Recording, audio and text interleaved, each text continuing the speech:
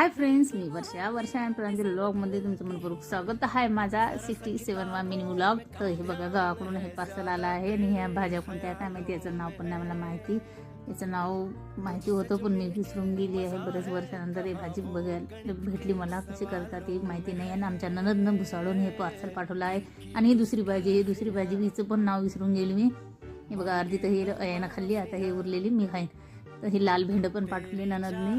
तर हे ते शेतात जातात त्या, तर त्यानं पाठवून दिले हे लाल भेंड. काही उडदाच्या शेंगा पाठवल्या. मागचं पार्सल आलं होतं तर केळं जे आहे ते पकू घालायसाठी ठेवलं मी. तर बिना केमिकलचे केळं पकायचे असेल तर असं रटक्यामध्ये गुंडावून छान ठेवायचं. 4-5 दिवसानं पकून जातात. आता हे थोडे काही पकले आहेत, हे काढून घेते. तर मागे मी याचे कच्च्या केळ्याचे चिप्स पण बनवले आहे, त्याचे व्हिडिओ अपलोड केले आहे. बघायचं असेल तर तुम्ही बघू शकता माझ्या चॅनलवर. गणपती बाप्पासाठी नैवेद्य करंजा आणि मोदक बनवले आहे, ते पण बघू शकता. आता मी व्लॉग आवडला असेल तर प्लीज लाईक शेअर